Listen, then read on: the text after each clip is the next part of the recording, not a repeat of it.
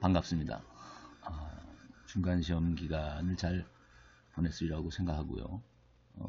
우리 강좌는 시험을 보지 않았죠. 대신 매주 그 이해도를 측정하는 과제를 내왔었죠. 그래서 8주차는 진도가 나가지 않았고 7주차까지를 했던 내용 중에서 20문제에 대한 내용을 20문제를 출제를 했다가 여러분에게 과제로서 5문제를 그 중에서 복습하는 내용도 있고 한 번 나갔던 과제도 있을 것 같고요.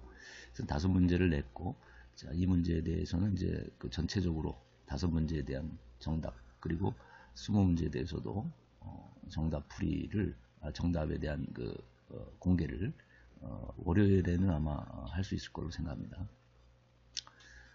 오늘은 9주차를 맞았습니다. 그래서 이제는 그 학기의 중반을 넘어서서 이제 1부, 2부로 나눈다면 학기 말로 가는 이제 2부에 해당하는 첫 주가 됩니다. 그래서 9주부터 14주까지는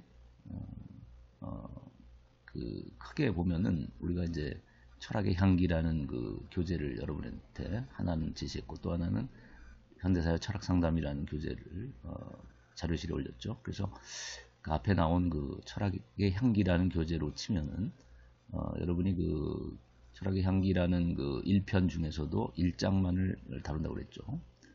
일부만을 다룬다고 그랬죠. 일부의 그 이제 2장에 해당하는 내용일 것 같아요. 그래서 인간과 도덕이라는 그 일부의 2장 인간과 도덕에 관한 내용을 오늘 이제 시작을 하려고 합니다. 그래서 이 학기가 아니라 이 학기 후반에는 이제 기말까지는 이런 인간과 도덕이라는 주제를 가지고서 주로 철학의 향기에서는 여러분과 같이 생각하려고 합니다. 그 교재의 내용들을 쭉 정리를 해가는 그런 수업을 하려고 하고, 이제 현대사회 철학 상담이라는 그 교재에서는 이제 그 철학 상담의 방법까지를 지난 주를 통해서 쭉 다루었고, 오늘부터 이제 에서는 이제 철학 상담의 그 역사라고 하는 챕터 3장이 되겠나요? 네, 그래서 그 철학 상담의 역사 부분을 쭉 다루려고 해요. 그래서 고대 플라톤이라든지 소크라테스, 플라톤, 그 다음에 중세 아우구스티누스,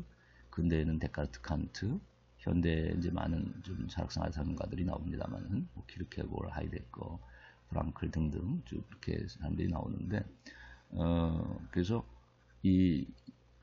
오늘은 여러분들에게 그 아까 말한 철학의 향기라는 교재에서 인간과 도덕이라는 챕터를 이제 시작한다고 그랬으니까, 그와 관련해서 왜 오늘날에도 이렇게 기술이 발달하고 과학이 발달한 오늘날 사회에서도 도덕의 문제를 우리가 외면할 수 없는가에 대한 질문을 던지고, 도덕에 관한 우리가 성찰이 왜 중요한가, 또 도덕적인 삶이 왜 중요한가에 대한 내용을 좀 다루려고 합니다.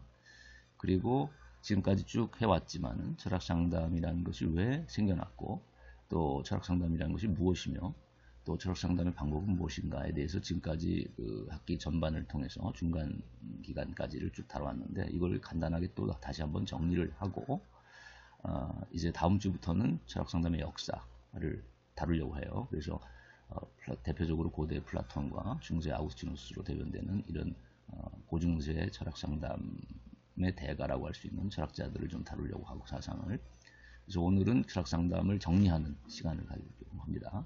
그리고 그 다음에 이제 마지막으로 우리가 이 교수 계획서에 보면 이제 이 센과 치히로 행방불명이라는 제목으로 나와 있죠, 이번 주가. 근데 이거는 이제 이 앞에서 말한 인간에 있어서 도덕적인 삶의 문제가 왜 중요한가 하는 그런 주제를 다루고, 우리가 센과 치히로의 행방불명도 사실은 오늘날 자본주의 기술 사회 속에서, 또 자본주의 사회 속에서 인간성의 문제를 고찰한 그런 영화라고도 볼 수 있고 만화라고도 볼 수 있죠. 그래서 오늘날 산업사회 속에서, 또 자본주의 기술 산업사회 속에서 어떻게 하면 인간다운 삶을 다시 회복할 수 있겠는가에 대한 진지한 질문이 담긴 만화라고 봅니다. 그래서 센과 치히로에 나오는 그 초반에, 그죠?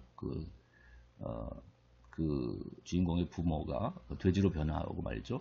그래서 그 돼지로 변한 그 인간의 모습이 의미하는 바가 무엇인지, 그 그다음에 또 이름을 상실하게 되잖아요. 거기서 가면. 그래서 그 만화 영화 내용에서 나오는 이제 이름을 상실한 사람들, 또 가면을 쓰고 등장하는 인물도 나오죠. 그래서 이런 가면이라든가 또 이름을 상실한다는 것의 의미가 무엇일까를 한번 여러분에게 질문을 하는 그런 문제의식을 가지고 이 만화 영화를 좀 여러분이 좀 이해했으면 좋겠다라는 그런 내용들을 여기서는 이제 다루려고 합니다.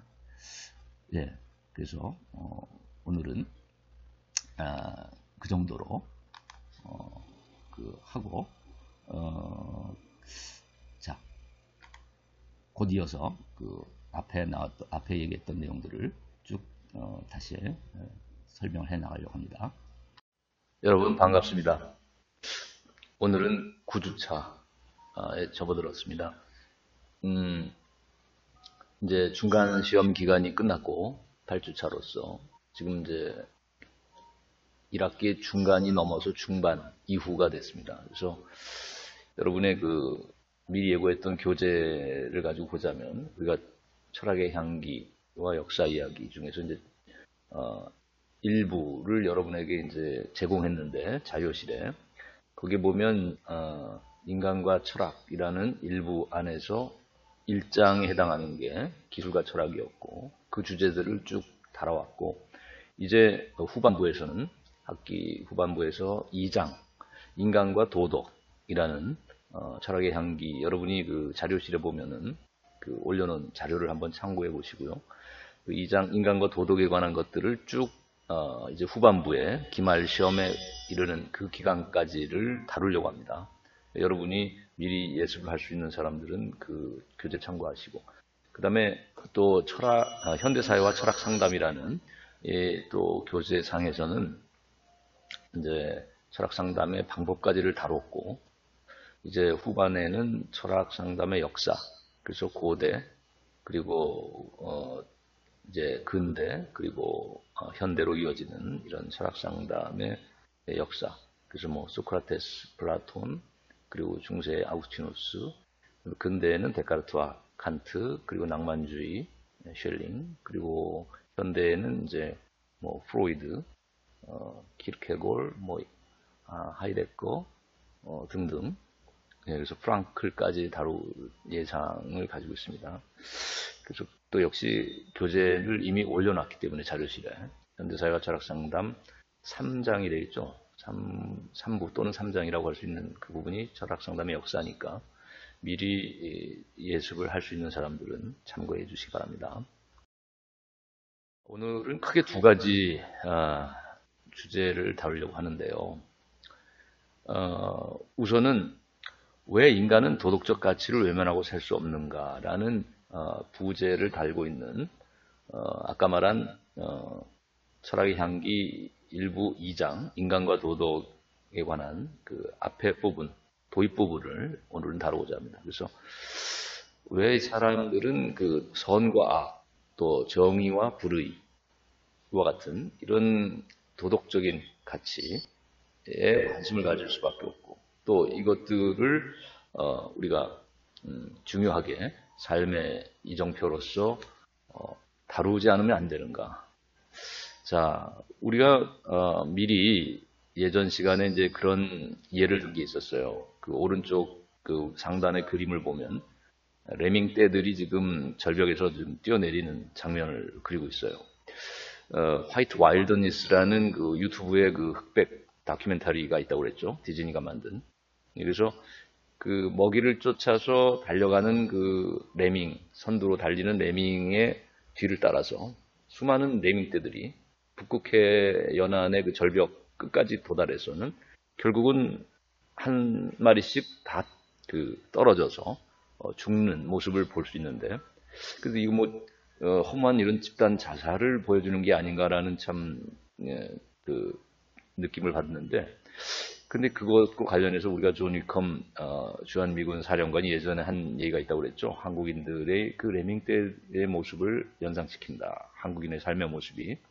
현대인들의 모습이 사실 입시, 취업, 승진과 같은 어떤 개인의 이익 그리고 집단의 성과, 이익을 위해서는 무한 경쟁을 해나가는 우리 사회의 모습 속에서 사실 현대인들의 특징적인 어떤 모습을 볼 수 있을 것 같아요. 빨리빨리를 외치면서 저마다 정보와 돈, 그리고 이런 권력이나 지위와 같은 세속적인 가치들을 향해서 달려나가고 있는 이런 경쟁 사회 속에서의 우리들의 모습을 볼 때 레밍떼들하고 뭐가 다른가? 그 레밍떼도 먹이를 얻기 위해서 선두로 달려가는 그 레밍과 경쟁이라도 하듯이 뒤쫓아서 빨리 쫓아가서 결국은 험한 죽음으로 끝나는 이런 레밍떼의 삶을 보면서 우리 현대인의 삶도 같은 어떤 동질적인 그 가치관을 가지고 있는 게 아닐까 하는 생각도 드는 거죠. 그래서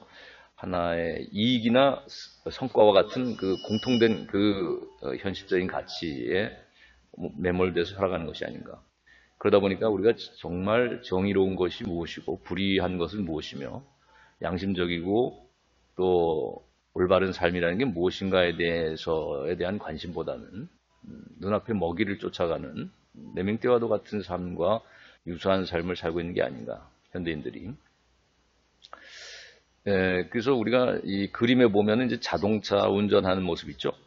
여기 보면 자동차를 운전하는 그 모습을 보여주고 있는데, 우리가 사람의 삶을 우리가 운전에 비유한다면 가장 중요한 것이 무엇일까 한번 우리가 성찰을 해보자, 사고 실험 한번 해보면 좋겠어요. 우리가 물론 빨리빨리 가는 스포츠카와 같은 이제 좋은 차를 원하는 사람도 있고, 또 뭐 아주 화려한 뭐 롤스로이스, 뭐 벤베, 무슨 뭐 벤츠 이런 유명한 브랜드의 차를 또 원하는 사람도 있겠지만은, 그러나 가장 중요한 것은 이런 속도나 어떤 외관적인 모습이나 어떤 그 차의 가치라고 할 수 있는 어떤 그런 것들에만 우리가 관심을 가질 것이 아니라, 정말 자동차를 운전할 때 정말 중요한 것은 우리가 가는 방향이 무엇이고 현재 이 차가 위치하고 있는 곳은 어딘가라는 이런 자리매김하는 위치를, 자신의 상태를 점검하고, 그리고 이 운전을 향해 나아가고자 하는 우리의 목표가 어딘가를 정하는 것이 훨씬 더 중요한 것이 아닌가, 그런 생각을 해봐요. 그래서 우리가 내비게이션이라는 게 있죠, 자동차에는. 여기 그림에도 있는데, 그래서 사실 자동차 운전에 있어서 가장 중요한 것은 어떻게 보면 이런 내비게이션의 역할이라는 생각도 해봅니다. 내비게이션이 없다면 아무리 좋은 자동차라더라도 제대로 운전을 해나갈 수가 없을 겁니다. 아무데로나 갈팡질팡 갈 수는 없잖아요. 자, 그래서 우리의 삶도 어떤 이정표가 있어야 되고 어떤 추구하는 목표의 설정이 가장 중요한데, 그렇다면 그것은 우리의 가치관하고도 관계될 것일 수밖에 없어요. 어떤 목표라는 것은 우리가 추구하는 가치일 수 있기 때문이죠. 그래서 오늘날 우리 사회의 이제 비리나 부정이나 불의, 이러한 모습들을 많이 보죠. 많은 범죄들이 일어나고 있고, 또 정치적으로, 경제적으로, 사회적으로 많은 이런 비리의 모습들, 뭐 정치가들도, 경제인들도, 또 권력자들과 또 지식인들도, 또 뭐 여타 사업하는 개인 사업을 하는 사람이든 또는 공공사업을 하는 사람이든, 뭐 우리가 복지 사업을 하는 사람들조차도 장애인을 위한 일을 한다고 하면서도 착복을 하고 경영을, 자신의 이익을 위해서만 그 복지 단체를 운영하는, 자, 이런 또 착취를 하고, 자, 장애인들을, 자, 이런 모습들을 보면서 우리가 이런 우리 사회의 비리나 부정이나 불의, 그리고 또 어떤 상대방을 억압하는, 약자를 구속하고 억압하는, 또 강제적으로 통제하는, 정보를 독점하면서, 자, 이런 모습들을 경험하는 것 속에서 우리는 질문할 수밖에 없다. 우리가 올바로 살아간다는 것이 무엇이고 인간답게 산다는 것은 무엇인가. 그리고 이런 사람들이 우리가 비리를 보면서, 비인간적인 모습을 보면서 나는 그럼 어떤 삶을 살고 있는가, 나는 무엇을 향해 살고 있고 내가 가장 중요시하는 가치는 무엇인가. 자, 이런 것들을 되새겨 볼 수밖에 없다. 그래서 우리가 한 가지 또 사고 실험의 예를, 우리가 오른쪽 그림 맨 밑에 보면 이제 큰 유리병이 있죠. 저것이 아주 큰 유리병이라고 여러분이 생각하시고 한번 사고 실험을 해보시기 바랍니다. 자, 이 유리병이 큰 것이 있고, 내 앞에 또 큰 돌이 있고, 큰 돌이 있습니다. 돌들이 있고 몇 개. 그 다음에 그보다는 작지만 중간 정도 크기의 자갈들이 있고, 그리고 그보다도 아주 작은 조약돌들이 있고 마지막으로 이제 아주 자잘한 모래들이 있다고 생각해 보세요. 자, 그러면 이런 큰 돌, 중간 돌, 조약돌, 그리고 모래들을 이 병 안에 다 채우기 위해서는 이게 아주 큰 병이라고 여러분이 생각한다면 어떻게 해야 될 것 같아요? 자, 가장 먼저 무엇을 이 병 안에 집어넣어야 될까요? 자, 우리가 작은 모래알을 먼저 넣었다가는 큰 돌들을 넣기 어려울 겁니다. 결국 무엇보다도 가장 큰 돌을 먼저 넣어야 되겠죠. 자, 그것과 마찬가지로 우리의 삶에서도 가장 중요한 것이 무엇일까? 이것을 먼저 여러분이 생각하고 그런 가치관을 정립해 나가는 것이 삶을 살아가는데 큰 의미를 가질 수 있을 것이다. 자, 그래서 우리가 이런 유리병 채우기 사고 실험을 통해서 여러분이 얻는 교훈이 무엇일까 한번 생각해 보시고,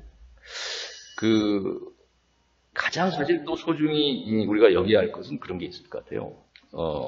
우리가 경영이나 경제 마인드를 가지고 봤을 때는 물론 가장 중요한 일들, 가장 성과를 낼 수 있고 효율적으로 이윤을 남길 수 있는 그런 사업부터 실행에 옮겨야 된다 해서 이제 큰 돌부터 넣는다는 것을 그런 의미로 해석할 수도 있을 것이고, 그 삶의 경영을 효율화시키는 그런 방식으로 해석할 수도 있겠고, 하지만 그러나 우리가 철학적인 또 인문학적인 성찰할 때 가장 중요시해야 할 것은 그런 것 같아요. 우리가 1순위, 2순위, 3순위를 정하기 전에 또 그보다 더 먼저 돼야 될 것은 뭐냐면 인생의 0순위라는 것이 있을 수 있다. 우리가 돈이나 어떤 정보나 어떤 권력이나 지위나 명예나 학식이나 이런 것들을 1순위에 어떤 것을 놓느냐는 것보다 더 중요한 것은 소중한 0순위인데 이 유리병 채우기 실험에서 우리가 0순위에 해당하는 것은 뭘까 한번 생각해 보세요. 그것은 아마도 보이지 않는 것일 것이고, 그 보이지 않는 것은 뭘까요? 자, 그것은 공기와 같은 것이다 하는 생각을 합니다.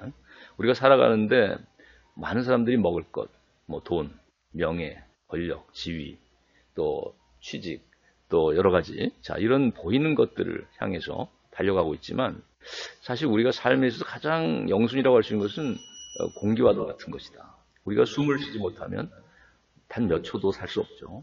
우리가 물을 먹지 않고 일주일을 버틸 수 있을지 모르겠지만은 또 음식을 먹지 않고도 한 몇 주 이상 거의 한 달 가까이도 버틸 수 있을지 모르겠습니다만은, 그러나 우리가 숨을 쉬지 못한다면, 공기가 없다면 단 몇 초도 살 수 없을 겁니다. 그래서 우리가 인생에서 가장 중요한 것은 공기와도 같은 것이고, 그런 공기와도 같은 것이 우리 삶을 지탱하는 기반이 되는 것인데, 그런 것들은 우리 삶의 가장 밑바닥 가치라고 할 수 있는 것이 되겠다. 그런 것들이 사실 인간이 외면할 수 없는 도덕적인 가치와도 연결고리가 있을 것이라는 생각을 해봅니다. 자, 그래서 이쯤에서 우리가 맨 밑에 보면 도덕 또는 영어로 벌추라고 하죠. 우리가 한자어로는 길도자에다가 큰 덕 이렇게 해가지고 도덕이란 말을 쓰는데, 자, 이런 말들의 어원은 무엇일까? 우리가 처음 시간에 우리가 철학과 인간의 어원을 여러분이 조사해 보라고 했죠. 자, 오늘의 숙제는 도덕과 벌추라는 이 동양말과 한자말의 또 영어의 서양말의 어원을 한번 여러분이 조사해 보는 것입니다. 한 가지 힌트를 들자면 덕이라는 말은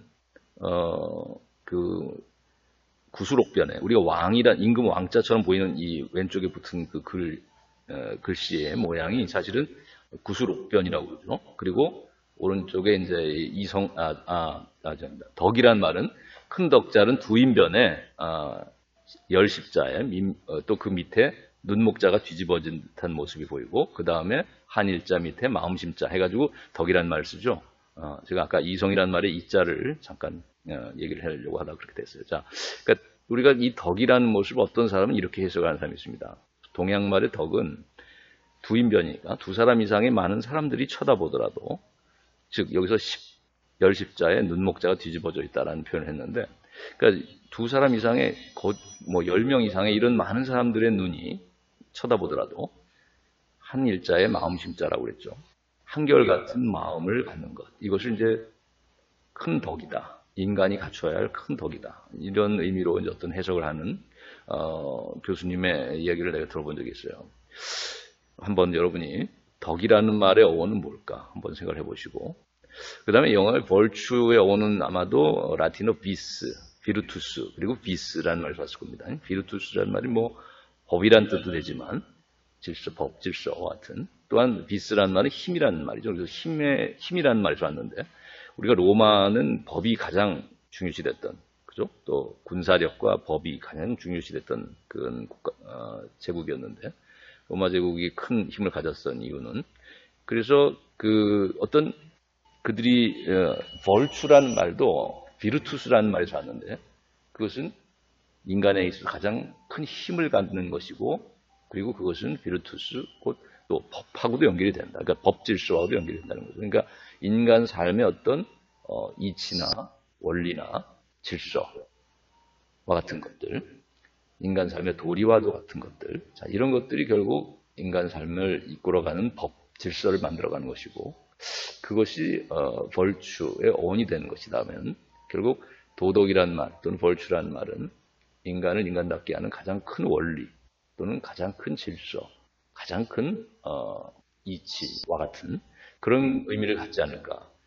그래서 다른 사람이 어떻게 나를 쳐다보더라도, 보든 안 보든, 10사람의 눈이 쳐다본다는 것은 많은 사람이 보든 또는 그렇지 않다 하더라도 한결같은 내 마음을 지켜나가는 것, 이것이 동양말에서는 이제 덕이라는 말의 어원이라고 어떤 사람이 이제 핵설하는 것을 봤는데, 이것은 내향적인 내면에 인간의 덕목을 굉장히 중요시했다고도 볼 수 있는 것이고, 서양말의 벌추라는 말이 이제 힘에서 왔다면 어떤 외향적인 삶을, 사람들을 다스려 나가고 외적으로 사람들을, 사회를 규율해 나가고 질서 지어 나가는 데 있어서 가장 중요한 원리가 되는 힘이 되는 것이다 는 의미로 해석한다면 서양 문화와 동양 문화의 어떤 성격의 차이를 볼 수도 있지 않겠는가 하는 생각을 해봅니다.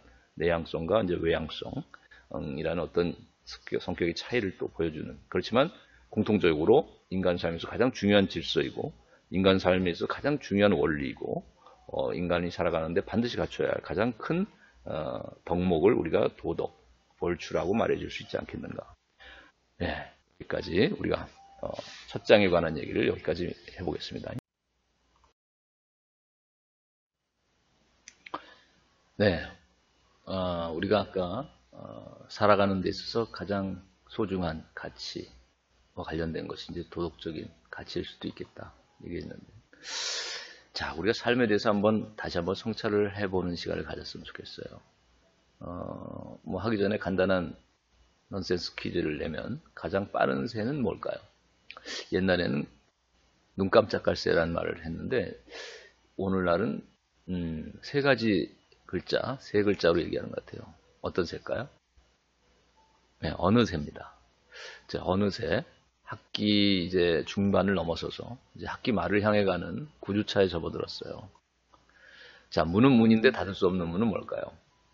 자, 이것은 소문입니다. 자, 묵은 묵인데 먹을 수 없는 묵은 뭘까요? 자, 이것은 침묵이죠. 자, 학생, 우등생, 자, 모범생. 오늘날 입시 경쟁 속에서 여러분들이 또 취업 경쟁 속에서 살아가는 이 힘든 시대에 학생은 우리가 보통 학대받는 인생이라는 말로 이해하는 것 같아요. 학생을. 우등생은 정말 그 성적 경쟁이 치열하고 장학금을 타기 위한 이런 경쟁을 하는 이런 학생들 속에 보면은 우겨서 등수를 올리는 학생도 있다는 얘기가 있어요. 그래서 우등생이 그렇다는 얘기도 있고, 또 모범생은 자, 모든 것이 평범한 인생을 모범생이라는 얘기를 하는 것 같아요. 그래서 이렇게 경쟁사회 속에서 우등생인 학생도 사실 사회에 나가서 큰 일을 하는 경우는 별로 없을 수 있다. 그래서 그냥 평범한 셀러리맨으로 사는 경우도 있다는 거죠. 많은 경우가. 자, 그 다음에 가장 좋은 거울은 뭘까요? 속담에 가장 좋은 거울은 자신의 인생을 비춰볼 수 있는 거울인데 그것은 친구라는 얘기가 있어요. 그 사람이 사귀는 친구를 보면 그 사람의 인생, 그 사람의 삶의 어떤 가치관이나 그 사람이 살아가는 태도, 자세가 그의 친구를 통해서 묻어나 보인다는 거죠. 비춰져 보인다는 거죠. 자, 가장 먼 여행은 뭘까요? 자, 이 여행은 뭐 우주 여행이 아닙니다. 안드로메다로 가는 여행이 아니라 그런 얘기가 있어요. 가장 먼 여행은 인생에서 머리에서 가슴으로의 여행이다. 이런 말이 있어요. 그래서 우리가 어떤 철학으로 보자면 뭐 계몽주의자가 낭만주의자가 되는 이 인생관의 변화, 세계관의 변화, 또 가치관의 변화 이런 것이 철학적으로는 또 가장 힘든, 가장 먼 여행이 아닌가 생각이 들어요. 뭐 칸트 같은 철학자에 의하면 이제 이론 이성보다는 순수 실천 이성이 우위에 있어야 하고, 자 이런 삶을 살아야 된다는 얘기를 했는데, 사실 머리로 아는 지식으로 아는 것들은 사실 쉽게 접근할 수 있지만 가슴으로 느끼는 것은 사실 그렇게 쉽지만은 않은 것 같아요. 공감 능력이라는 것은 그 배울 수 있는 건 아닌 것 같아요.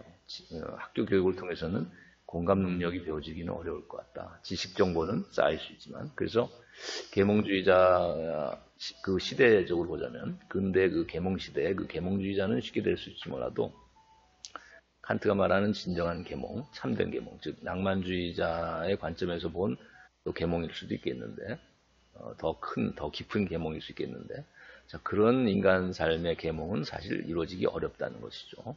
진정한 인간의 성숙이라는 것은 어렵다는 것이고, 그것이 가장 먼 여행이 아닌가.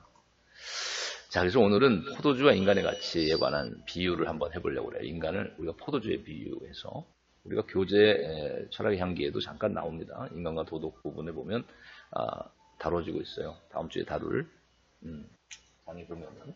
자, 그래서 이건 미리 좀 잠깐 얘기하자면, 우리가 포도주의 가치는 우리가 이 그림에 보던 것처럼 라벨을 보면 알 수 있죠. 우리가 마트에 가보면 라벨들이 있는데 뒤에 보면 무엇이 써 있어요? 그 뒤에 보면 상표 뒤에 보면은 가격표가 붙어 있죠. 자, 그래서 포도주의 가치는 가격을 보고 알 수 있습니다. 그래서 마트에 가보면 뭐 5,000원짜리부터 해서 몇십만 원짜리까지도, 또 아주 큰 전문 매장에 가면 몇백만 원짜리도 있죠, 포도주는. 자, 이런 가격에 의해서 포도주의 가치를 판단합니다. 그렇다면 인간의 가치는 우리가 뭐라고 이야기할까요? 가격이라고 얘기할까요, 인간을? 그렇지 않죠. 자, 그러면 인간의 가치는 인격이라고 얘기합니다. 자, 그래서 우리가 여러 번 얘기한 이제 철학자 중에 이제 근대 칸트라는 철학자가 이 가치를 두 가지로 얘기했어요. 이 세상의 모든 가치를 두 가지로 나눈다면, 하나는 price, 가격이라는 가치가 있고, 또 하나는 person, 인격이라는 가치가 있다. 그래서 인간이라는 가치는 다른 모든 여타의 사물과는 달리 가격으로서 매겨질 수 있는 가치가 아니다. 이렇게 얘기했죠. 자, 그러면 우리가 이 포도주의 가격을 매기는 기준은 뭘까 하면, 소믈리에라는 그 직업을 가진 사람들이 이 포도주 잔을 기울여서 향을 맡고, 그리고 나서 이제 맛을 음미하죠. 한 모금. 자, 그러면 이 맛과 향을 통해서 결국 그 가격이 결정됩니다. 소믈리에에 의해서죠.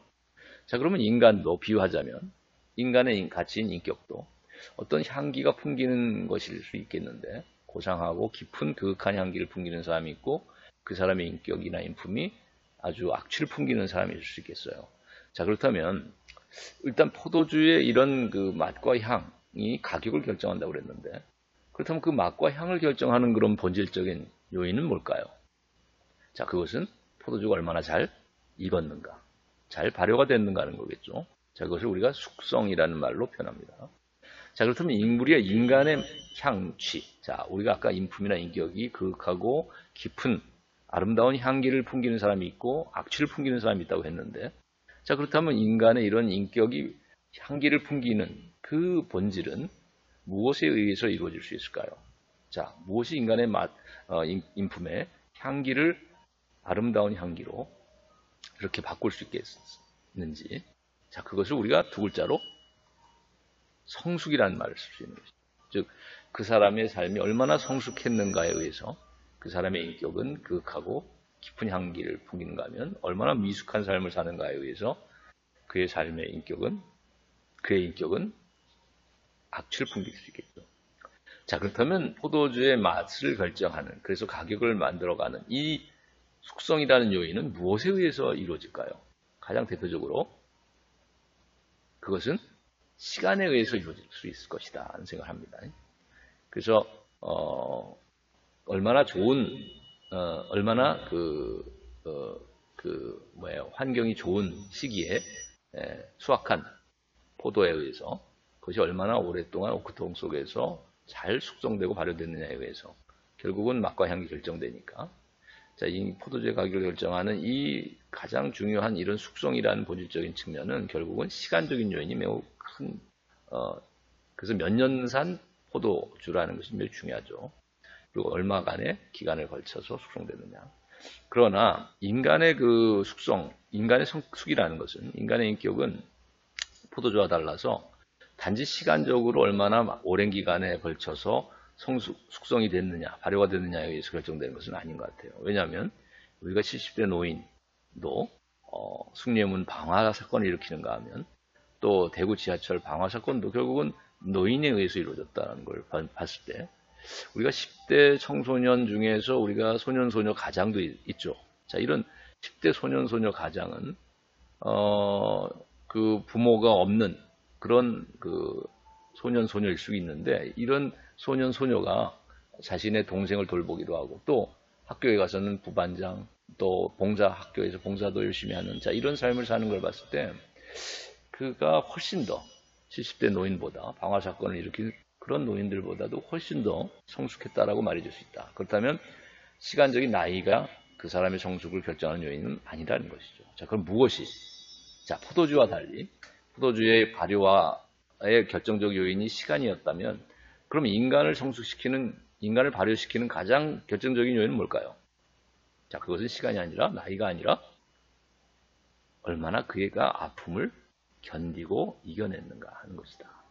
물론 아픔을 겪는다고 해서 다 성숙하는 것이 아니어서 어떤 사람은 아픔에 그 고통을 당하고 거기에 못 이겨 자살하는 사람도 있고 포기하는 사람도 있죠. 그래서 때 묻은 악취가 풍기는 삶으로 변질되는 삶을 사는 사람도 있고 또 자살을 통해서 시체로 변하는 삶을 사는 사람도 있는데 자, 이런 삶은 성숙한 삶일 수 없죠. 매우 미숙한 삶으로 끝나는 것이죠. 그러니까 아픔을 겪고 고통을 겪는다고 해서 다 성숙한 것이 아니라 그 아픔에 지고 그 아픔 때문에 자살하고 끝나는 것이 아니라 그 아픔을 견디면서 그것을 극복해 나가는 사람, 그것이 그의 삶을 성숙하게 만드는 것이죠. 아까 소년 소녀 가정의 예를 들면 부모가 돌아가셨어도 거기에 그 아픔과 고통이 심각할 텐데 사회적인 또 무시당하는 것, 또 가난 이런 것들이 얼마나 그를 고통스럽게 했을 텐데도 거기에 자살하거나 그걸 거기에 못 이겨서 뭐 비행 청소년으로 변질되거나 또 도둑질을 하는 삶을 산다든가 자 이런 삶으로 그가 그 악취를 풍기는 그런 미숙한 삶으로 변하는 것이 아니라 그 아픔을 견디면서 학교 나가서는 봉사도 하고 부반장을 하고 반장을 하고 또 집에 와서는 자기 동생을 돌보는 자 부모 대신 그 역할까지 해나가는 자 이런 소년 소녀의 모습을 봤을 때 그 가장의 모습을 봤을 때는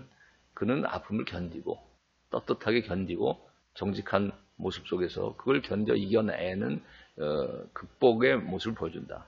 그 아픔을 극복했을 때 그는 한 단계 업그레이드된 삶을 사는 것이고 성숙한 삶을 살게 된 것이다. 자, 이 말은 결국 견뎌냄을 통해서 그의 삶이 더욱 더 높은 차원으로 업그레이드되고 고양되었다. 이렇게 얘기할 수 있겠죠. 그것이 인간을 성숙시키는 하나의 비결이다.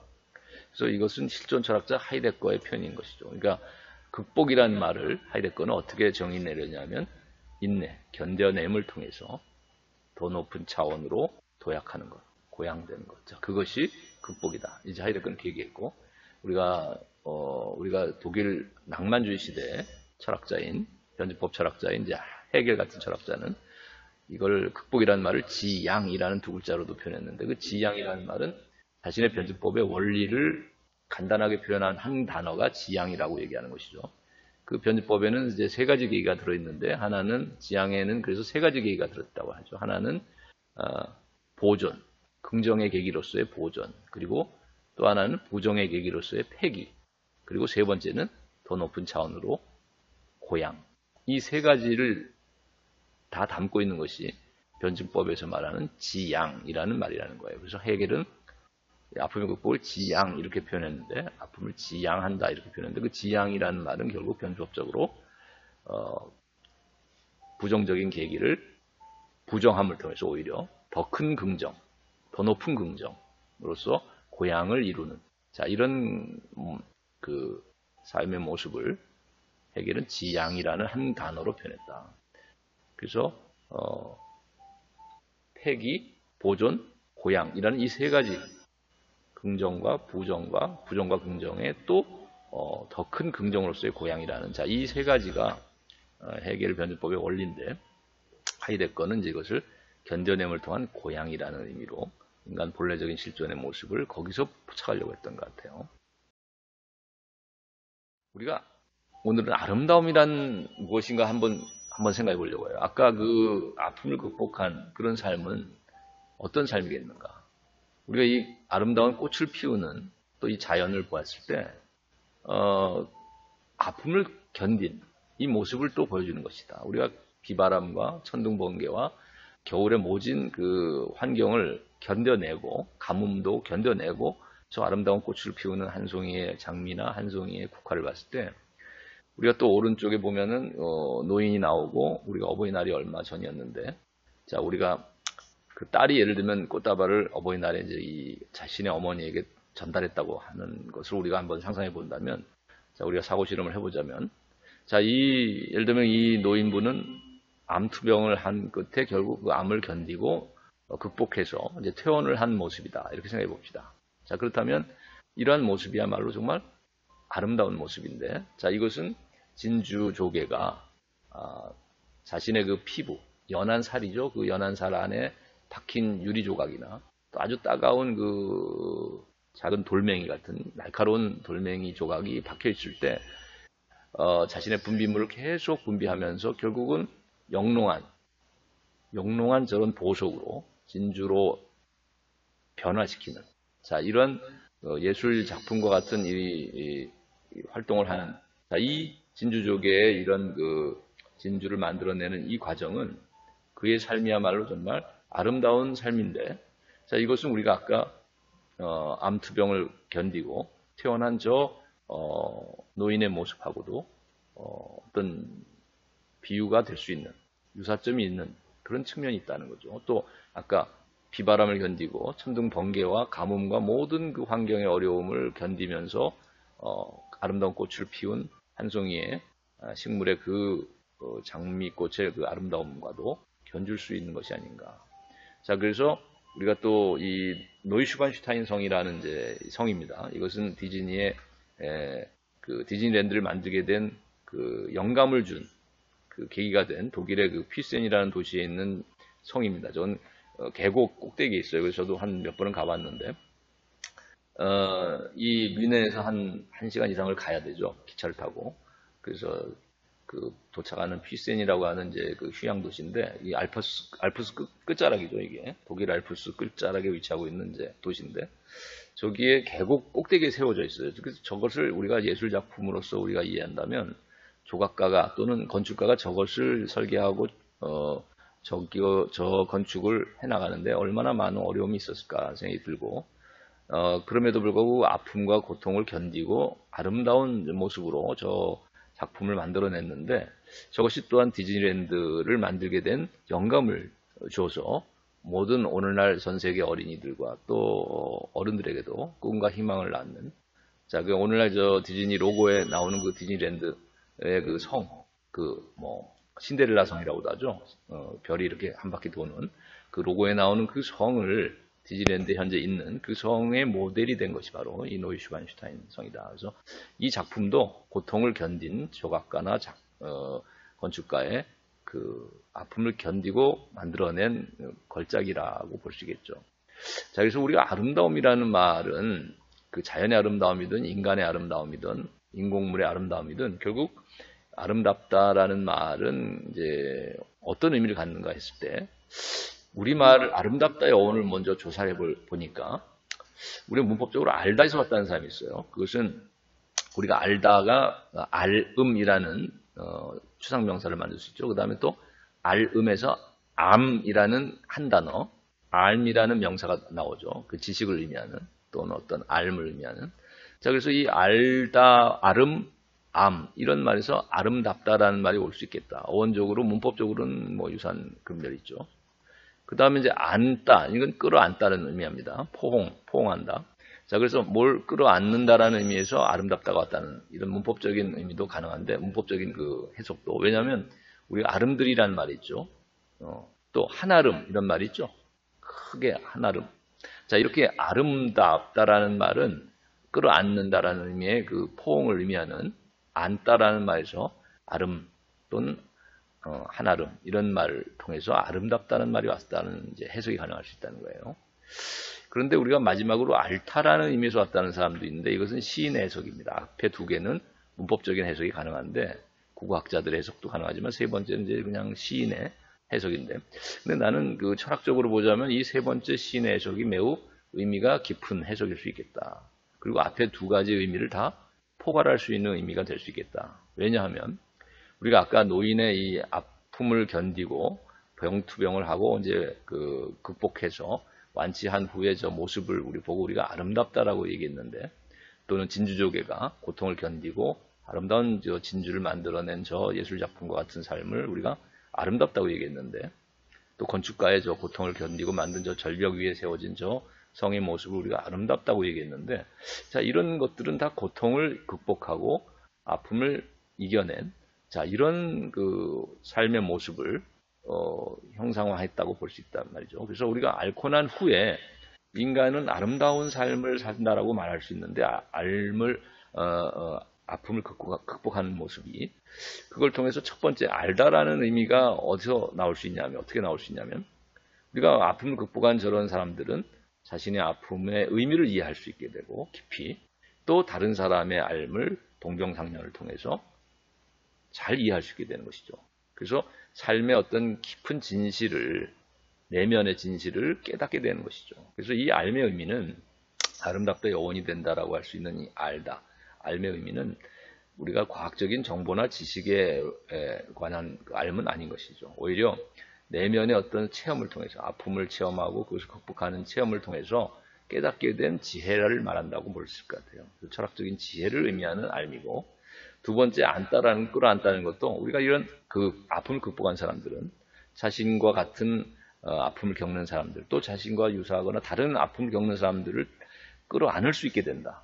그들을 포용할 수 있고, 포옹할 수 있고, 그들과 아픔을 나눌 수 있다는 것이죠. 자신의 아픔을 함께.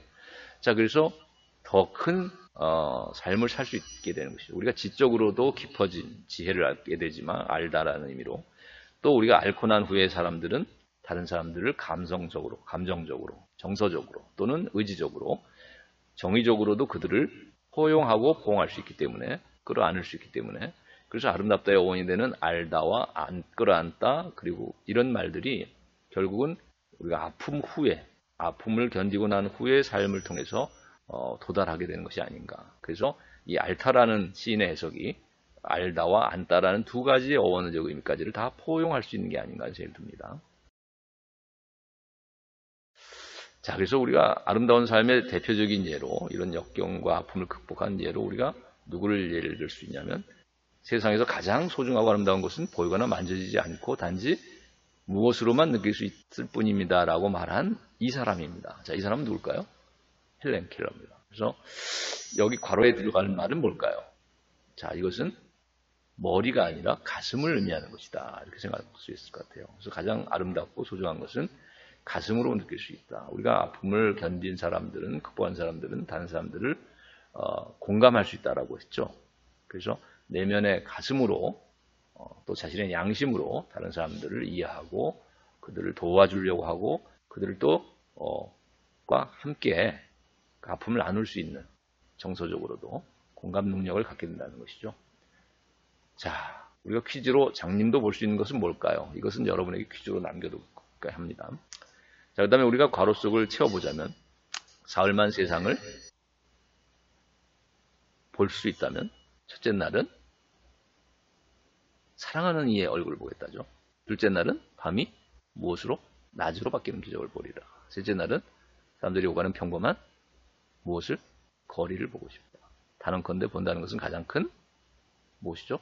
축복입니다. 자, 이거는 예전에 그 유명한 배우가 선전했던 핸드폰 선전의 카피죠. 그러나 광고 카피로 끝나는 것은 아니고, 이것은 원래는 헬렌 켈러의 자서전에 나온 헬렌 켈러의 소원을 이야기한 것입니다. 그죠? 사흘만 세상을 볼 수 있다는. 헬렌 켈러는 3중의 장애를 가지고 있었죠.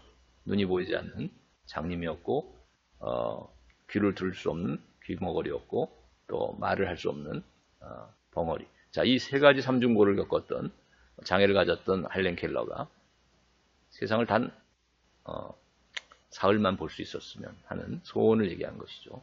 근데 이런 헬렌 켈러 같은 장님도 볼 수 있는 것은 있다고 합니다. 뭘까요?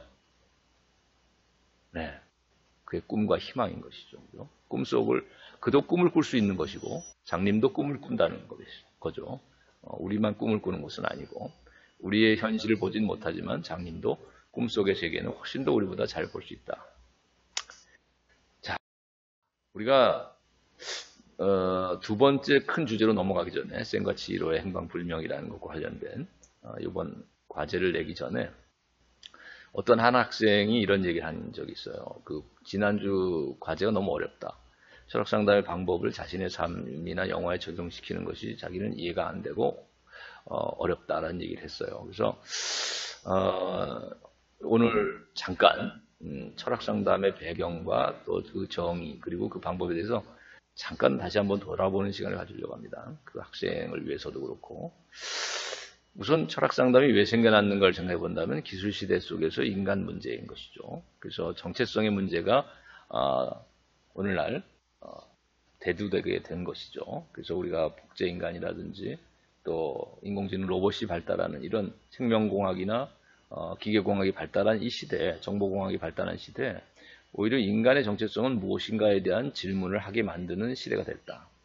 또 이런 기계가 발달하고 기술이 발달할수록 마음의 병은 깊어지고 많은 다양한 부작용들을 낳고 있죠. 사이코패스라든지.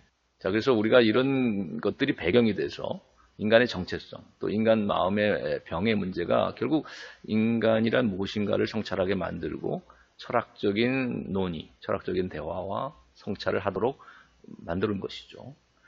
자, 그 다음에 두 번째는 과학의 마음 연구의 어떤 한계점 때문이다.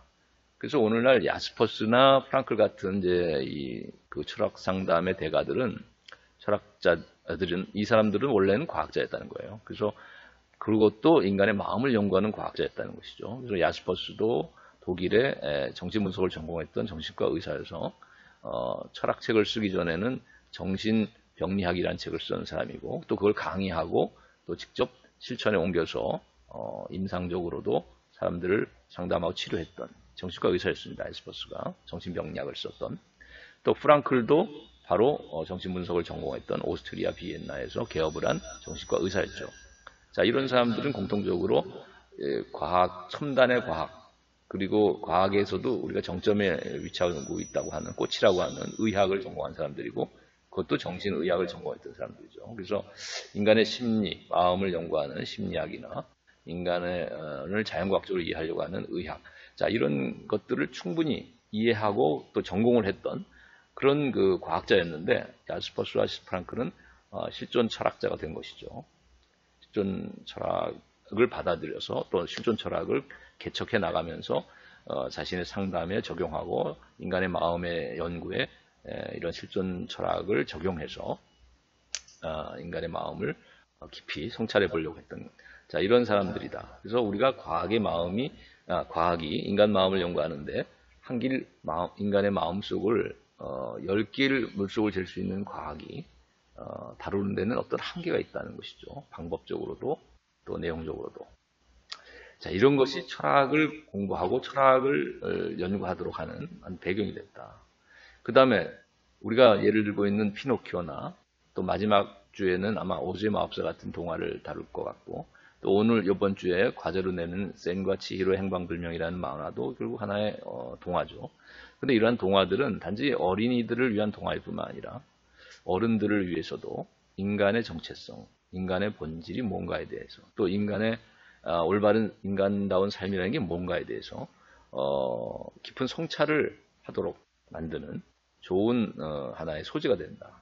그래서 여러분에게 인간의 조건이 무엇이냐는 과제도 냈고 피노키오에 있어서 또 행복의 조건은 무엇인가라는 과제가 아마 오즈의 마법사에 관해서는 이제 나갈 수도 있을 주제 같아요. 그래서 이런 것들을 생각하게 만드는 자, 것들이 될 수 있겠다. 그래서 철학 상담의 배경으로 우리가 기술 시대 속에서의 인간의 정체성 문제, 과학의 마음 연구의 한계 이런 것들을 한번 이제 생각. 그리고 철학 상담이라는 것은 결국 무엇이냐 했을 때 다른 게 아니라 철학을 실천하는 하나의 과정이죠. 한 방식이고 하나의.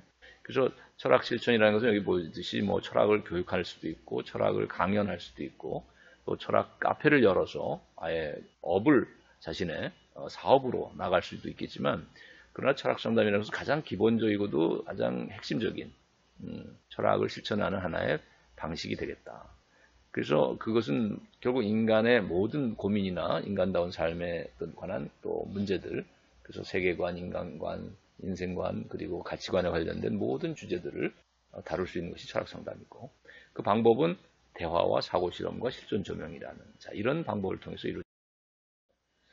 자, 그래서 우리가 철학 상담의 그 방법을 가지고 보면, 우선 대화는 소크라테스가 가장 모범적으로 가장 시초가 되죠. 그래서 그의 대화를 우리가 문답법이라고도 하는 것은 이제 질문과 대답으로 이루어지기 때문이고, 또 그것을 성격 지울 때 논박술과 삼파술로 나누는 것은 소극적인, 그러니까 문제점을 지적하고 그것을 논박해 나가는 그 부정적인, 소극적인 측면과 그 다음에 적극적으로 지혜에 도달하도록 그의 어떤 잉태에서 낳는 것을 도와주는 것처럼 아이를 지혜에 비유한다면 스스로 지혜를 깨닫도록 도와주는 그 성찰 과정을 도와주는 자 이런 대화법을 우리가 삼파술이다. 그래서 적극적인 의미에서의 대화, 긍정적인 의미에서의 대화하고 소극적인 또는 부정적인 의미에서의 이런 논박술이라는 의미에서의 대화를 두 가지 방식을 나눠서 소크라테스의 대화를 우리가 논박술과 삼파술로서 이제 교재에 다루고 있다고 그랬죠.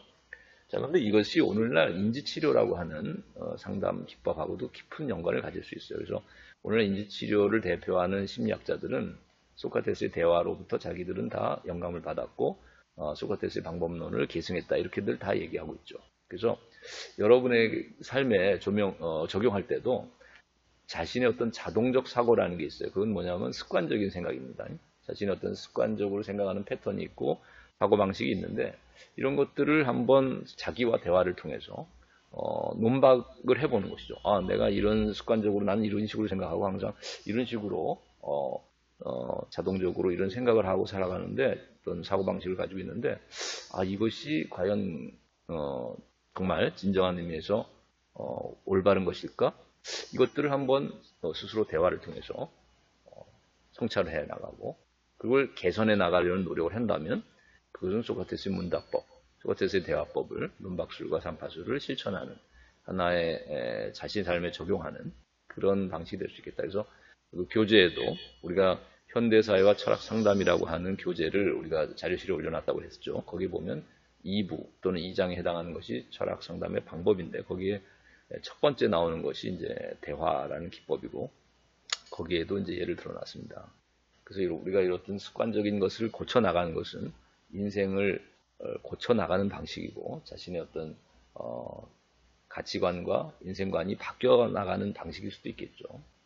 그래서 여러분의 세계관이 또 그래서 여러분이 철학을 실천하는 중요한 방식이 스스로 자기와 대화해 나가는 방식일 수 있을 겁니다. 또는 타자와 대화해 나가는 방식일 수 있을 거예요. 그걸 통해서 자신의 습관적인 사고를 교정해 나갈 수 있다면 인생이 변화될 수도 있는 중요한 자신의 운명을 바꿀 수 있는 그런 계기가 될 수 있겠다.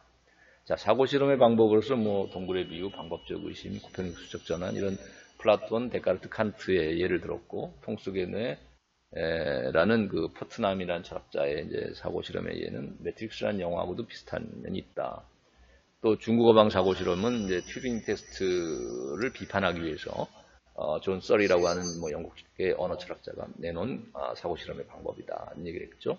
그 다음에 올더 석슬리의 멋진 인생이라는 작품은 오늘날 디스토피아 문학의 선구가 되는 문학에서의 사고 실험이다. 그래서 미래 사회, 기술이 발달한 미래 사회가 반드시 유토피아일 수만은 없지 않느냐라는 깊은 성찰을 우리에게 가져다준 사고 실험이다. 그것이 오늘날 다이버전트라는 그 5계급으로, 그죠? 5계급으로 나눠진 통제사회, 기술적으로 지배되는 사회, 유전자 정보에 의해서 분류돼가지고 기계적으로 지배되고 있는 이 통제 사회를 그려주고 있는 이 영화도 바로 얼더스 럭슬리의 전문학 작품과의 연관관계가 있는 사고 실험일 수 있겠다. 그 다음에 철학 상담에서의 사고 실험으로 우리가 노직의 행복기계 사고 실험하고, 그 다음에 이제 영혼회귀, 니체의 영혼회귀 사상을 사고 실험에 접목해서 오늘 미국의 그 정신과 의사이자 실존 치료라는 분야를 개척했던 그 얄롬이라고 하는 실존 치유라는 이제 그 철학 상담 분야의 미국의 그 정치과 의사죠. 자, 이 사람이 제시했던 것은 이제 니체의 영혼회귀 사상을 사고 실험으로 철학 상담을 통해서 한번 성찰할 수 있도록 영혼회귀 사고 실험이라는 것을 이제 제안했는데, 그러니까 우리의 삶이 그 영원히 반복된다면, 오늘의 삶이 영원히 반복된다면 오늘 나는 어떤 선택을 할 것인가, 이런 생각을 성찰을 해보도록 유도하는 것이죠. 그걸 통해서 무의미한 삶을 살던 사람이, 오늘 하루하루가 무의미하다고 생각하던 사람이 오늘 하루가 얼마나 중요하고, 내가 이 하루의 선택이 결국 모든 삶을 통해서 반복된다면 내 하루의 이 선택, 한순간순간의 선택이 일생을 지배하는 것이고 일생을 결정하는 것이라면 매우 성실한 하루를 보내게 되지 않겠는가 하는 것이죠. 자, 그래서 우리가 이런 영혼회귀 사고 실험이라는 것은 우리가 사랑의 블랙홀이라는 영화하고도 연결고리를 있을 수 있겠다. 그죠? 하루가 계속 반복되고 있는 그 주인공 필 코너스의 그 삶을 통해서 그가 의미를 발견해 나가는 과정이죠. 삶 속에서. 무의미했다고 여겨졌던 그 반복된 삶 속에서 의미를 찾아가는 그 과정. 그 다음에 매트릭스 속에서 네오가 빨간 약을 선택하고 그래서 가상현실의 세계인 그 매트릭스 세계로부터 벗어나서, 기계가 우리에게 주는 환상일 수도 있겠는데, 자, 거기서부터 벗어나서 현실로 돌아오는 이 빨간 약을 선택한 이 매트릭스의 네오의 선택은 그 우리가 놓치기 말한 행복기계 속에서 내가 그 만족하고 살 것인가, 아니면 어떤 그 4D 테아트와 같은 그런 행복한 체험을 해주게 하는 그 가상현실의 세계 속에서 내가 벗어나와서 아무리 힘들고 어려운 현실일지라도, 내가 고통을 당하는 현실일지라도 그 고통을 극복하는 데서 오히려 행복을 찾지, 내가 단맛만을 주는, 행복만을 느끼게 해주는 그런 기계 안에 갇혀서 평생 행복한 삶을 살기보다는 인생은 비록 쓴맛을 우리에게 줄지 몰라도 그걸 통해서 오히려 진정한 의미를 찾아보려고 하겠다라는, 자, 이런 행복기계를 벗어나는 이런 삶을 선택하는, 자, 이런 사고 실험의 가능성이라는 것은 매트릭스에서 네오의 빨간 약 선택하고도 연결고리가 있는 것이겠다. 자, 근데 우리가 그런 질문하는 학생이 하나 있었어요. 그 매트릭스에서 네오의 빨간 약 선택은, 자, 이거 볼 땐 데카르트의 방법적 의심하고 비슷한 것은 아닌가? 또는 뭐 플라톤의 동굴의 비유하고도 유사한 사고 실험 아니겠는가? 그것은 물론 충분히 그렇게 생각해 볼 수도 있을 건 같아요. 왜냐하면 우리가 영화라는 것은 소재상 여러 가지 각도의 해석이 가능한 것이기 때문에, 그래서 충분히 그런 어떤 이유를 제시해서, 만약 매트릭스에 나오는 네오의 빨간 약 선택은 자신은 플라톤이 말하는 그림자 세계 속에 갇힌 그 동굴의 삶으로부터 탈출하고 저 이데아의 세계를 향해 나가는, 동굴밖 세계를 향해 나가는 그런 그 플라톤이 지향했던 그의 사고 실험하고도 유사하다. 동굴의 비유라는 의미에서의 사고 실험하고도 유사한 내용이 매트릭스의 그 가상현실의 세계로부터의 벗어나는 빨간 약 선택이다. 이렇게 만약에 해석한다면 뭐 해석은 가능할 수도 있을 것입니다. 또 방법적 의심이라는 걸 통해서 가상현실 세계에 대해서 의심을 품고 결국은 진정한 현실로 회귀해 나오는, 자, 이런 매트릭스 속에서 네오의 선택은, 빨간 약을 선택한 것은 파란 약을 선택한 그 사이퍼와는 달리 매트릭스 세계 안에 갇혀서의 그의 삶을 차라리 택했던 그런 삶과는 달라서 그 매트릭스 세계 속에서의 삶에 전혀 의심하지 않는 삶이 아니라 방법적인 의심을 거쳐서 진실에 돌아오고자 했던 선택이다. 뭐 이런 해석을 한다면 그 해석은 불가능한 해석은 아니겠죠. 근데 이제 충분히 여러분이 그 이유에 대해서 그런 선택을 하게 된, 그러니까 이런 식으로 해석하게 된 그 여러분의 그 사고의 흐름의 근거가 뭔가를 정확히 제시해가지고 명확히 얘기해 준다면 그것은 여러분의 그 답안을 지첨할 때 감안을 할 수 있도록 하겠습니다. 모든 이제 영화는 사실 또 동화나 영화나 이런 소재들, 이야기들은 여러 가지 해석의 가능성을 갖기 때문에 뭐 여러분의 해석에 대해서는 그 여지를 열어놓도록 하겠어요. 자, 그 다음에 이제 실존 분석과 의미 치료는 여러분이 사실 이제 교재에 보면 프랑클이라는 사람을 나중에 이제 철학 상담의 역사로서 다루고 있어요. 거기서 좀 더 자세히 다루고 있기 때문에 여러분이 프랑클의 로고테라피에 대해서는 그의 인생과 그의 인간관이 어떤 것인가, 3차원의 인간관을 가지고 있었죠. 그런 것들, 또 그의 방법, 그의 원리, 그 로고테라피의 원리는 무엇인가 하는 것, 세 가지를 얘기했고, 그 책에는 그 다음에 로고테라피의 방법으로서의 세 가지, 뭐 탈성찰이라든지 역설지향, 탈성찰, 그 다음에 뭐 태도 변경, 이런 세 가지 방법도 얘기했는데, 여러분이 그런 것들을 통해서 사실 뭐 가장 간추리자면, 가장 크게 방법을 얘기하자면 프랑클의 로고테라피의 가장 중요한 방법은 태도 변경으로 압축될 수 있을 것 같아요. 그러니까 우리가 동굴의 비유 속에서 동굴 속의 그림자만 보던 삶으로부터, 죄수의 삶으로부터 벗어나서 저 이데아의 세계로의 탈출이 가능한 것도 결국 태도의 변경에 의한 것이죠. 삶의 결단이고, 또 실존 철학에서 말하는 본래적 실존, 비본래적인 삶으로부터 본래적인 삶으로의 이런 본래적 실존으로의 결단이라는 것도 결국 태도 변경이라고 말해줄 수 있을 것입니다. 프랑클의 이런 방법으로 치면은 태도 변경이 이루어진 것이다. 새로운 결심을 하게 되는 것이니까요. 그 다음에 뭐 방법적 의심도 마찬가지겠죠. 그저 그냥 모든 것을 참인 양 받아들이고 살던 삶으로부터 의심을 해보고, 또 자신의 습관적인 자동적인 사고로부터 그것이 다 옳은 것이냐 생각하다가 내가 스스로 성찰을 통해서 내 사고방식에 문제점이 있구나, 그걸 통해서 개선해 나간다면 그것은 태도 변경이 이루어진 것이라고 봐야 되겠죠. 삶의 태도가. 나는 습관적으로 부정적으로 항상 모든 것을 부정적으로만 바라보고 부정적인 사고를 하는 습관이 있었다고 했다면, 그래서 염세적이고 내가 항상 남을 비난하는 사람, 또 남을 시니컬하게 비웃기만 하는 이런 태도를 가지고 살았다면은 그것들에 대해서 성찰을 통해서 개선해 나가려고 하는 이런 마음의 자세로 바뀌었다면 그것은 이제 태도 변경이 이루어진 것이라고 봐야 되겠죠. 그래서 프랑클의 로고테라피의 방법론 중에서 뭐 역설지향, 탈성찰, 뭐 태도 변경 이런 것들을 얘기하지만 교재에서 가장 중요한 것은 태도 변경일 수 있겠다. 하이데거가 말하는 결단, 또 마찬가지로 태도 변경으로 이해할 수 있다는 것이죠. 자,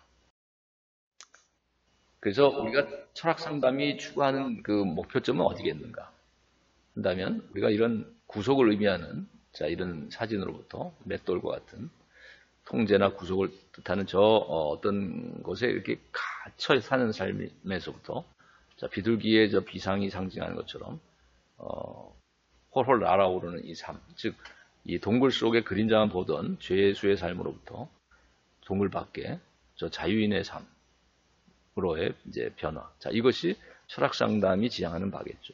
그래서 자기 삶의 구속으로부터 그가 자기도 모르고 있는, 우리가 물리적인 구속이나 물리적인 이런 감옥에 갇힌 삶보다 더 비참한 삶은 그것도 모른 채 이루어지고 있는 정신적인 감옥 안에 갇혀 있는 삶이죠. 그러니까 자기가 갇혀 있는지도 모른 채 자신의 정신의 감옥 안에, 마음의 감옥 안에 어떤 집착이나 또는 어떤 트라우마에 갇혀 산다면은, 그가 그런지도 모른 채로 살아간다면 그는 몸은 자유로울지 몰라도 마음의 그 구속 안에 사는 삶은 더욱 비참한 삶일 수 있겠다. 그런 것들을 극복하도록 도와주는 일이 철학 상담 치유의 하나의 그 과정일 수 있겠다. 그래서 우리가 여기 퀴즈의 목수도 고칠 수 없는 집은 뭘까요? 그것은 고집입니다. 자, 우리가 마지막 그래서 두 번째 주제로 넘어가자면, 센과 치히로의 행방불명이라는 이 영화는 우리가 오른쪽 포스터에서 보이는데, 큰 틀에서 보자면 이것은 자본주의의 메커니즘, 자본주의 체제 안에 갇혀서 구속 속에 살아가는 그런 자본주의라는 메커니즘의 감옥 안에 또는 동굴 안에 갇혀서 살고 있는 그런 그림자만 바라보고 살아가는 인간 존재의 비참함에 대한 성찰을 하도록 하는 그런 영화다. 그런 동화다. 그래서 자본주의 메커니즘에 포획된 인간 존재에 관한 질문이다. 이렇게 얘기했는데, 자, 그런 자본주의적인 그 메커니즘을 특징적으로 이해하자면 욕망을 부추기는 하나의 무한 경쟁과 무한 욕망 추구를 조장하는 어떤 체제다. 그런 시스템이다라고도 볼 수 있겠죠. 왜냐하면 생산과 소비를 통해서 결국은 또는 소유의 극대화, 소비의 극대화를 계속적으로 부추기는 이런 것이 시장 메커니즘이고 자본주의의 메커니즘이기 때문에 그래서 우리가 이 돈의 노예로 살아가는 이런 모습들을 보게 되는데 더 많은 것을 소유하려고 하고 더 많이 돈을 벌려고 하는 자 이런 소비를 또 더 많은 소비를 유도하는 자 이런 메커니즘이 자본주의의 시장 속에서 이루어지는 시장 경제 안에서 이루어지는 메커니즘이라면 그것이 이제 어떤 상징하는 바가 여기에 다뤄지고 있는 이제 영화 안에서 다뤄지는 이제 주제가 그런 내용들이다. 그래서 첫 번째 질문은 돼지가 된 인간이 의미하는 바는 무엇인가? 여러분이 한번 이 영화 초반에 이제 그 치히로라는 이 주인공 여자아이가 이제 나중에 이제 이름이 센으로 바뀌어지죠. 근데 이 치히로라는 원래 본명인데 자, 이 치히로의 어머니와 아버지가 결국은 돼지로 변하고 말죠. 초반에. 자, 그래서 우리가 이 돼지로 된 인간들이 이제 거의 많이 나오는데 돼지로 변한 인간들이 의미하는 건 뭘까? 한번 여러분이 자본주의가 이제 욕망의 어떤 메커니즘을 가지고 있고 욕망을 부추기는 그런 체제라고 했는데 자, 돼지가 된 인간이 의미하는 건 뭘까? 한번 여러분이 생각해 보시고 그 다음에 이제 이름이 없는 자, 우리가 사실 돼지로 변한 인간은 이미 이름을 상실할 것이고 정체성도 상실했었겠죠. 또 우리가 치히로도 그 안에서 이제 노동을 강요당하면서는 결국은 센이라는 이름으로 이제 바뀌게 되는데 이것도 자신의 이름 본명을 상실하게 되는 것입니다. 그리고 거기서 자신의 본명을 잊어버리고 망각 속에 살아가는 그런 등장인물들이 나오죠. 그래서 이런 이름이 없는 이름을 상실하는 것이 의미하는 건 뭘까? 그 다음에 거기 또 가면을 쓴 그런 등장인물이 나오죠. 네, 얼굴이 상실됐다고도 볼 수 있겠는데, 자, 이런 가면을 쓴, 그래서 얼굴을 잃어버린, 또는, 이름이 바뀌거나 이름을 잃어버리고 살아가는, 자신의 본래의 이름을 잃어버리고 살아가는, 자, 이런 이름의 상실이 의미하는 바는 무엇인가? 여러분이 한번 이 영화를 보면서, 이 만화를 보면서 한번 깊이 성찰을 해봤으면 하는 생각입니다. 자, 오늘은 여기까지 하겠습니다. 수고했습니다.